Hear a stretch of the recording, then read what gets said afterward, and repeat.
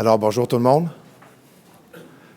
Vous n'êtes pas trompé de salle, c'est juste un peu une petite image là, de vous faire part qu'il y avait un éléphant dans la pièce, puis qu'aujourd'hui, on allait démystifier ça, puis tenter de le retirer complètement de l'équation, cet éléphant-là. Et pour ne pas lui donner de nom, mais on va probablement y en donner un au cours de la présentation, c'est vraiment les alternatives à Broadcom, VMware. Évidemment, l'éléphant dans la pièce, c'est que Broadcom a fait une acquisition importante de VMware et ça a un impact sur tous nos clients, tous les partenaires et plusieurs autres entreprises dans l'industrie, dans le marché. Mon nom est Denis Vanier, je suis directeur national des ventes chez Nutanix. Ça fait 3 ans et demi que je suis là. Puis là, je vais juste poser la question là, à main levée, il n'y a pas de jugement. Qui connaît Nutanix ici? Intéressant. Et cette expérience-là de connaître Nutanix, ça fait longtemps. Si ça fait plus que 5 ans, levez la main, s'il vous plaît. Quand même. Merci. Merci de votre confiance. 2 ans. Excellent. Fait qu'il y a quelques nouveaux quand même, puis on va adresser justement l'évolution de Nutanix, puis qu'est-ce qui arrive avec le monde des acquisitions de Broadcom, comment on est l'alternative vraiment de choix, puis on va en parler justement. On va parler des tendances du marché, right? On ne fait pas grand-chose là-dessus. On va dire un peu qui est Nutanix aujourd'hui, vraiment. Puis, c'est quoi la plateforme qu'on propose aux clients pour effectivement moderniser vers une plateforme multi-cloud hybride. Puis à la fin, mais pourquoi Nutanix ultimement? Alors, parlons du marché justement. Puis, c'est une diapositive sur laquelle je pourrais échanger pendant peut-être 2 heures. Puis, je ne serais pas fatigué, je ne serais pas en manque de sujets de conversation.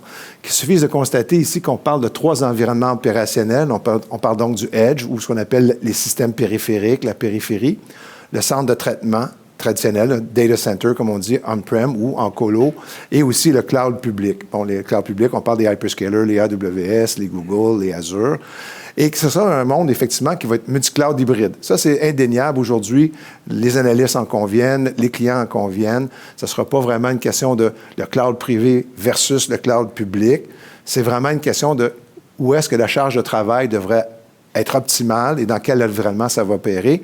Et à cet effet-là, on appelle la nuance ici, on appelle ça Cloud Smart. C'est vraiment ça la nuance qu'on a aujourd'hui. Donc, Nutanix n'est pas dans une situation de parler je suis dans le cloud privé ou dans le cloud public. Ce n'est pas un versus, c'est un tout. C'est collaboratif et c'est ça l'expérience que Nutanix amène. Évidemment, ce qui est particulier, on a des grands sujets d'actualité aujourd'hui. On parle de l'intelligence artificielle, on parle de l'Internet des objets, on parle de l'explosion des applications. On a une quantité d'applications phénoménales qui se créent. En fait, juste laisser savoir que c'est ce nombre d'applications-là qui est créé, c'est plus que les dernières 40 années de développement qui a été fait au niveau des applications. Et ce chiffre-là de 750 millions est rendu maintenant à 1000 millions d'applications qui vont être créées d'ici là. Et là, on parle d'ici d'applications modernes, microservices, etc. Et là, on a cette explosion-là, mais on a l'explosion des données aussi qui sont créées en système périphérique avec l'Internet des objets, entre autres. Pensez à tous les voitures, les messages que ça envoie, tous les systèmes, les villes intelligentes, les buildings intelligents. C'est ça qu'on va voir de plus en plus. Et ce qu'il faut savoir, c'est que ces données-là qui sont créées au Edge représentent plus de 50% de tout ce qui va être créé dans le marché, mais que 40% de ces données-là ne verront jamais un disque rigide d'un centre de données ou du cloud public. Et donc, ce qu'on mentionne aux clients, c'est que ne pensez pas que ça va être seulement au cloud public ou cloud privé dans le centre de données. Il va y avoir des systèmes périphériques, des systèmes intelligents, parce qu'en réalité, l'intelligence artificielle nécessite de faire l'inférence au Edge. On ne fera pas des décisions sur ce qui se passe au Edge à partir du centre de données. Donc, on envoie l'information au centre de données pour une prise de décision, puis on retourne à ce moment-là au système périphérique. On va faire les modèles d'apprentissage, on va les faire dans le cloud public ou dans le cloud privé, selon la gouvernance des données qu'on va avoir. Et une fois que ça s'est déterminé, l'inférence va être envoyée en périphérie. Et là, la décision va avoir vraiment à déterminer où est-ce que la charge de travail doit aller et est-ce que la charge de travail va être optimale là où elle est aujourd'hui ou pas. Et ça, c'est la grande question parce qu'on se rend compte aujourd'hui que les charges de travail, où elles sont situées actuellement, parce qu'il y a une adoption assez rapide du cloud public, n'est pas optimale. Il y a de meilleurs résultats à amener des charges de travail on-prem ou en colo versus le cloud public. Alors, il y a vraiment une modernisation qui se fait dans les centres de données actuels. Pour Nutanix, qu'est-ce que ça représente? Les vents favorables qu'on voit actuellement, bien, on va parler du tsunami Broadcom, évidemment, pour nous, c'est extrêmement favorable. Évidemment, le rapatriement des charges de travail du cloud. Ce que les gens ne réalisent pas, c'est que les clients rapatrient des charges de travail parce que c'est trop coûteux, pas assez performant, et l'emplacement, c'est des données qui ne sont pas adéquates. Souvent, c'est la circonstance dans laquelle on est impliqué. Par contre, il y a des charges de travail qui vont tout de même aller dans le cloud public. Alors là, on est en train d'avoir le mouvement fluide entre ces environnements opérationnels-là pour les données et pour les applications. Évidemment, l'Internet, pas l'Internet, mais l'intelligence artificielle, grand sujet, s'il en est un. Ça touche toutes les organisations. Comment on prend ça? Qu'est-ce qu'on fait? Nutanix a effectivement une architecture référence pour faire de l'intelligence artificielle générative, pour donner des recommandations. Évidemment, les grands hyperscalers, où est-ce qu'ils sont? C'est favorable à nous parce que Nutanix roule aussi dans le cloud public. Alors, on en parlera. Nos partenaires dans l'industrie au niveau de OEM, tous les joueurs comme les Dell, Lenovo, Cisco, HP, utilisent Nutanix comme plateforme pour faire leur offre d'infrastructure hybride de cloud. Évidemment, une grosse notion qui est très favorable à Nutanix, c'est ce qu'on appelle les containers et les Kubernetes. Il y a des situations de lock-in qui se passent dans l'industrie actuellement et les gens n'en sont pas conscients. On va en parler un peu à cet effet-là. Par contre, il y a des vents contraires, si je peux dire, ou des freins à l'adoption de Nutanix qui sont traditionnellement liés à ce qu'on appelle le statu quo. Et ça, le statu quo, évidemment, c'est une chose difficile, c'est humain, on est habitué dans nos choses, et ça a rapport avec l'architecture 3/3, du stockage SAN qu'on a traditionnel, etc., ou tout simplement la résistance au changement. Et des fois, on parle d'autres alternatives qui existent dans le marché. Puis à cet effet-là, je vais vous faire part qu'on peut identifier Red Hat comme étant une alternative, Azure HCI comme étant, Stack étant une alternative.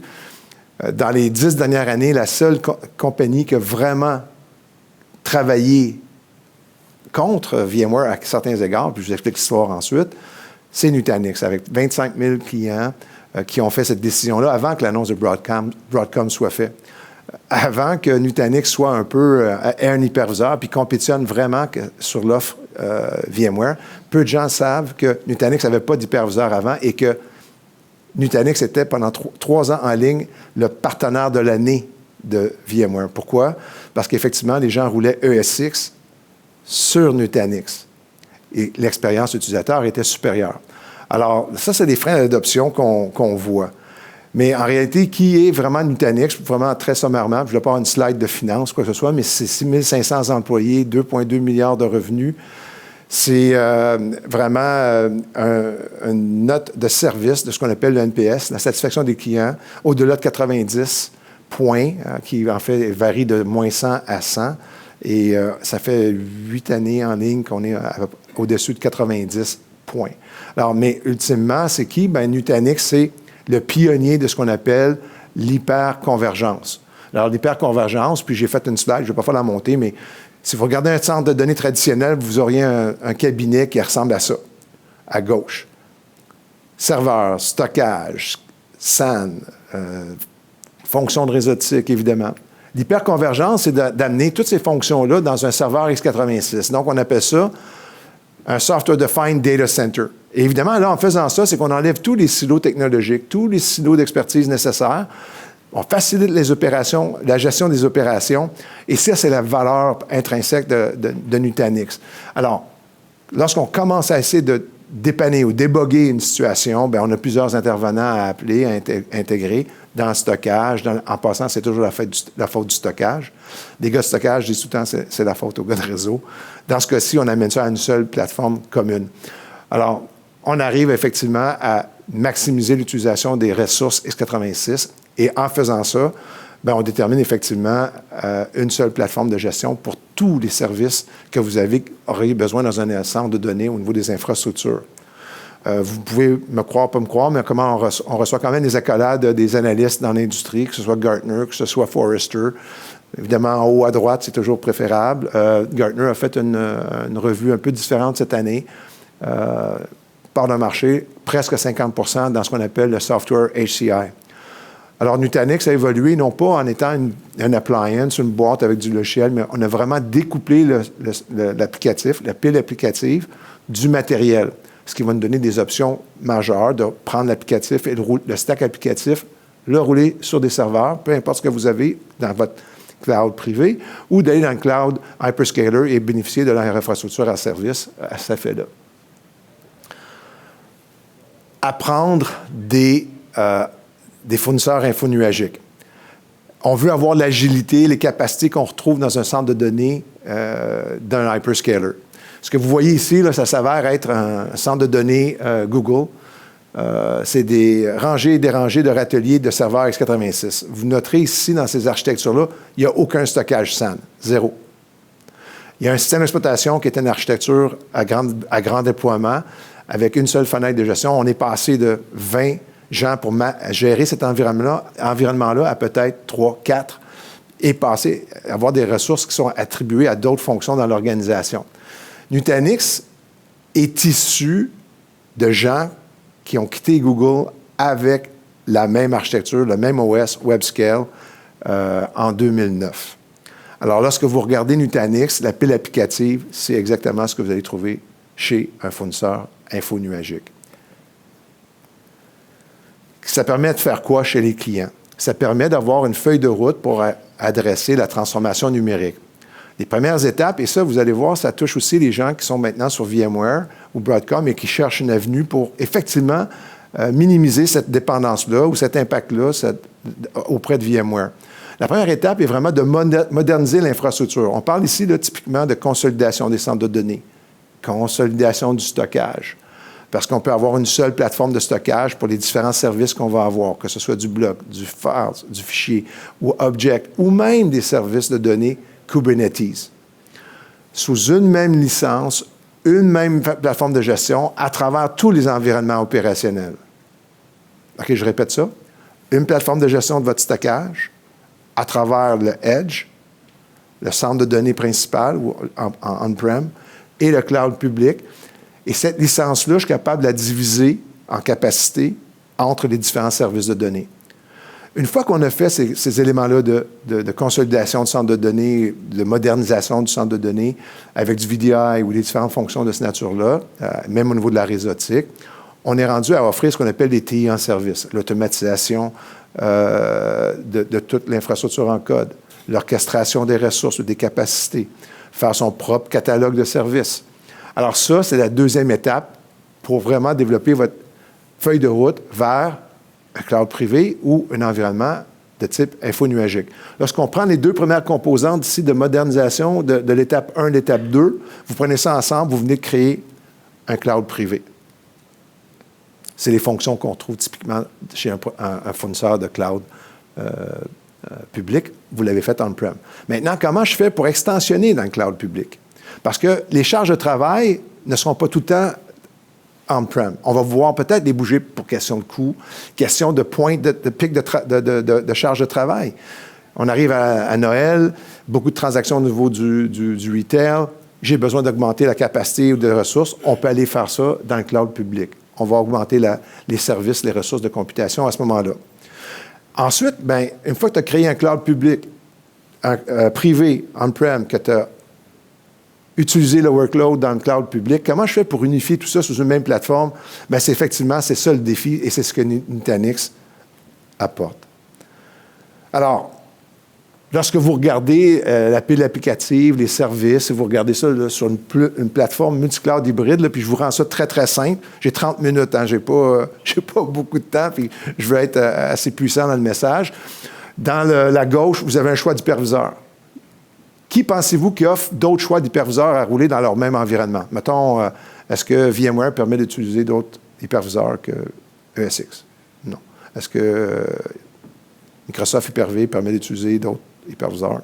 Non. On est les seuls à offrir l'utilisation de plusieurs hyperviseurs. C'est un choix que vous pouvez faire et vous pouvez aller d'un à l'autre. Alors, c'est une chose importante. On vous donne le choix d'infrastructure au niveau de votre cloud privé. Les différents fournisseurs sont là. Au niveau du cloud public, On a donc à gauche, au centre, là, infrastructure infonuagique. Ce sont tous les services d'infrastructure qu'on aurait besoin au niveau des ressources d'infrastructure, les services conteneurs, les services de stockage, les services de réseautique. Tout ça, c'est défini par le logiciel à l'intérieur de notre système d'exploitation. On a toute la solution de recouvrement en cas de désastre, capacité de faire des snapshots, la réplication, etc. Alors, c'est la portion infrastructure. Ensuite, quand on vous parle d'un catalogue de services, quand on parle de faire l'infrastructure en code, lorsqu'on parle d'automatiser, d'orchestration, de faire ce qu'on appelle du showback, du chargeback auprès des organisations, parce qu'on offre des services à d'autres entités dans l'organisation, tout ça est à l'intérieur de la portion gestion infonuagique. Alors, ces fonctions-là sont gérées à travers même une plateforme d'intelligence artificielle pour optimiser les opérations de nos systèmes, ce qui nous amène à déplacer les workloads, les données dans le bon nœud pour assurer la performance. Lorsque vous regardez en haut les cas d'usage, bien, tous les cas d'usage sont disponibles. Peut-être que je vous dirais dans certains scénarios là, où on réussit très, très bien, robots. Alors, si vous avez plusieurs sites de données, de centres de données à travers le Québec, le Canada, etc., le déploiement de la solution Nutanix est tellement rapide que ça facilite l'utilisation, mais qu'on peut gérer ça d'une seule plateforme de gestion encore à votre site principal. Évidemment, les applications d'entreprise, que ce soit des bases de données, Oracle, que ce soit SAP, on a des comptes qui utilisent ces technologies-là avec la technologie Nutanix. Ne doutez pas un instant qu'on est en mesure de livrer ça. Évidemment, tout ce qu'on appelle containers et Kubernetes aussi. On parle souvent de cloud. C'est facile, le cloud, au niveau d'infrastructure, de compute, le stockage, la mémoire. C'est très facile. Ce qui est compliqué, c'est ce qu'on arrive aux applicatifs, aux applications. Comment je fais pour lifter et shifter ou amener mes applications dans du cloud public? C'est pas facile.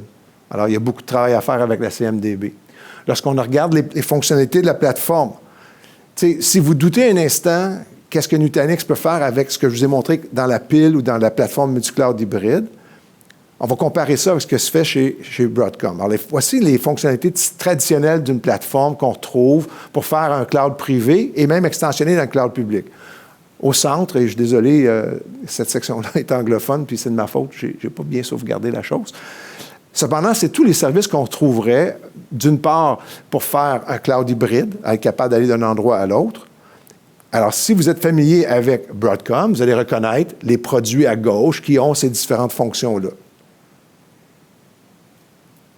Bien, sachez que chez Nutanix, la pile applicative fait la même chose ou même mieux.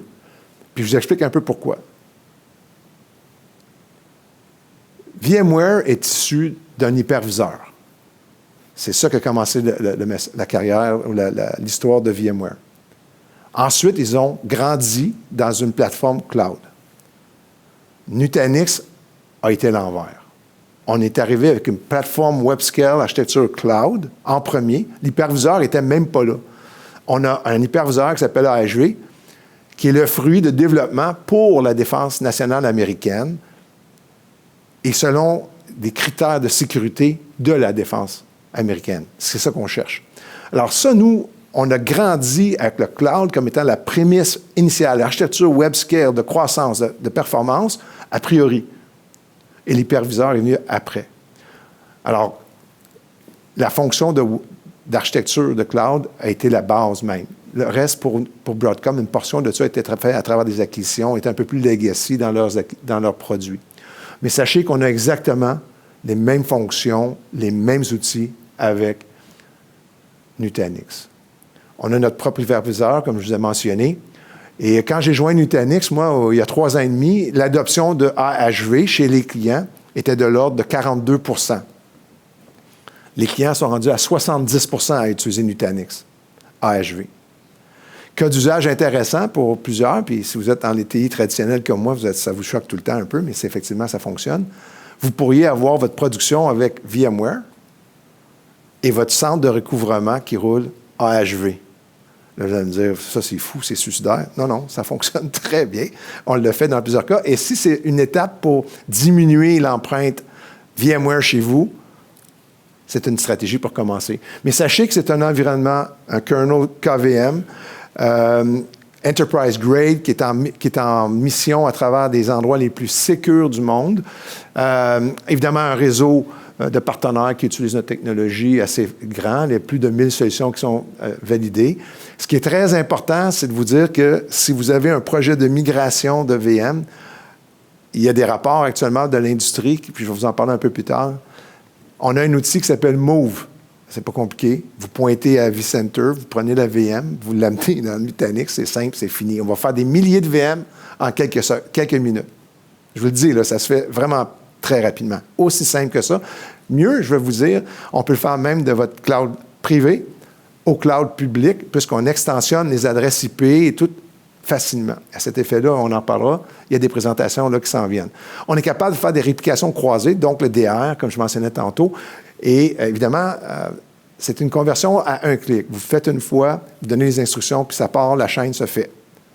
Alors ça, c'est vraiment une solution intéressante à l'industrie parce qu'on est capable de migrer rapidement. Facilité d'apprentissage. Beaucoup de gens vont dire « Ouais, mais mes gens sont formés sur VMware. » Ben oui. En passant, c'est la virtualisation, c'est un hyperviseur. Ces gens-là comprennent effectivement cette façon de procéder-là. Hyper facile. On a JetBlue qui a effectivement dit que ça nous a pris 1 semaine pour devenir efficace avec Nutanix. Il y a des programmes d'apprentissage des universités, etc., pour apprendre, pour certifier vos gens, mais c'est hyper facile, intuitif. L'interface utilisateur est meilleure que celui de vCenter. D'ailleurs, c'est pour ça qu'on a eu des accolades de la part de VMware au fil des ans. Bon, je vous parlais d'extensionner dans le cloud public. Bien, effectivement, on est en mesure, à partir de votre licence que vous avez on-prem, bien, cette même licence-là, si je déploie Nutanix dans le cloud public, c'est les mêmes fonctions, la même licence ultimement. Donc, vous n'avez pas à développer des skill sets différents. C'est-à-dire que on-prem, j'utilise Nutanix et quand je m'en vais dans le cloud public, bien, j'ai un groupe qui est formé sur AWS ou j'ai un groupe qui est formé sur Azure. D'ailleurs, c'est ce qu'on voit souvent dans les organisations. Et c'est quoi la problématique avec ça? On vient de recréer des silos d'experts pour des domaines particuliers. Je vais vous rendre ça très facile. Prenez une technologie, amenez-la partout à travers vos différents clouds. Ça va pouvoir fonctionner en bare metal sans problème. On est intégré nativement à ces hyperscalers-là. Donc, on a les réseaux, etc. Tous les concepts de réseautique sont déjà intégrés à nos licences. Ce qui fait quoi?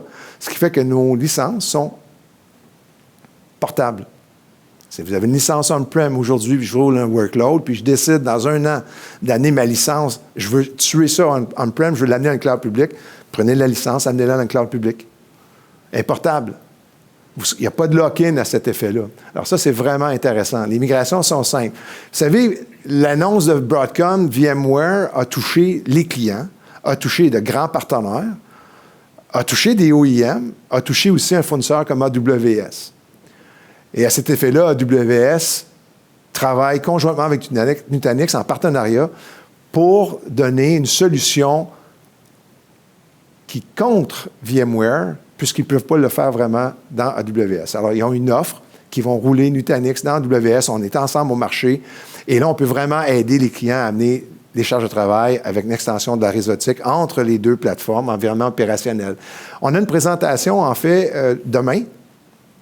Alors, si jamais vous êtes intéressé d'en apprendre plus sur ce que fait Nutanix et AWS ensemble, puis comment on peut faire ça, comment c'est efficace, on a une présentation technique aussi. Aujourd'hui, en 30 minutes, je n'arriverai pas à le faire. Alors, qu'est-ce que c'est Nutanix Cloud Cluster? Vous dire la chose suivante. C'est une seule plateforme infonuagique à travers tous les environnements opérationnels. Du Edge au centre de données au cloud public. Même compétences, même skill set, rien à reformer. Les licences sont portables. C'est un mouvement fluide entre les applications, les données, entre les environnements opérationnels. Donc, évidemment, ici, on démontre qu'on peut, à ce moment-là, bouger vos charges de travail d'un environnement opérationnel à l'autre de façon très simple. Bon, ça fait 10 minutes, 20 minutes que je vous parle de ça, vous ne me croyez peut-être pas, mais les analystes, eux, disent que voici un peu de support pour nous. Alors, le message de Broadcom VMware, on a un petit problème. Voilà. Alors, il y a un rapport qui est sorti avant même que la transaction soit complétée, The Battle of Five Armies par Gartner, qui annonçait qu'il y avait 5 joueurs dans l'industrie vraiment là, pour adresser le cloud privé hybride. Il y avait les 3 hyperscalers, il y avait VMware et Nutanix. Mais depuis l'annonce, Gartner a sorti un autre papier. Je vous invite à aller voir ce site-là. Top 5 Alternatives to VMware. Et il vous donne un peu une perspective à cet effet-là, un peu le stank rank. C'est-à-dire qui sont les joueurs vraiment. Alors, je vous invite vraiment à aller voir cette présentation, ce document-là, si vous avez un membership Gartner. Il y a vraiment l'analyse est complète là. Ultimement, là, numéro 1, c'est Nutanix, ensuite les hyperscalers, ensuite Microsoft, Hyper-V, puis Red Hat. Alors, je vous invite à aller voir cette présentation-là. Forrester, IDC, encore, donne des perspectives qui ne sont pas toujours élogieuses avec la stratégie que Octane a vis-à-vis l'industrie, les clients, adoption du cloud public, le cloud hybride. Si vous posez la question, j'ai-tu des partenaires qui utilisent Nutanix? Bien, c'est votre écosystème de partenaires certifiés. Ils roulent à HV. Vous allez les retrouver par catégorie, soit en protection de données. Vous allez avoir tous les joueurs qui sont là. En sécurité, cybersécurité, au niveau de virtualisation, on travaille avec Citrix. Pardon. Alors, les écosystèmes sont là, donc vous ne serez pas surpris parce que tous les joueurs sont là. Lorsqu'on regarde un coffre d'outils dans un centre de données, les gens de développement, les gens de gestion, que ce soit les outils d'infrastructure en code, Ansible, Puppet, Chef, Docker, que ce soit des outils de container, EKS, AKS, OpenShift, on a notre propre plateforme container pour aider les clients. Puis il y a une raison pour ça, pour ne pas avoir de lock-in. Si vous choisissez des outils de développement container avec les microservices, avec les data services de cette organisation-là, vous venez de créer un lock-in, que vous vouliez ou pas. Et les gens ne s'en rendent pas compte. Et plusieurs organisations disent, on vient de se rendre compte de la problématique. Bien, Nutanix, vous avez. Parce que si vous êtes dans le lock-in, vous devez refactorer l'application pour l'amener dans différents environnements opérationnels. C'est majeur, ça. C'est justement, ça défait le principe moteur de ce que c'est un container Kubernetes.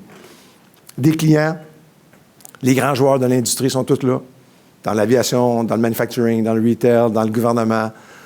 Évidemment, je vous parlais que on a commencé avec l'hyperviseur dans la défense nationale. Vous avez la photo de droite, là, c'est toutes les agences gouvernementales américaines dans la défense ou dans l'armée ou dans la marine.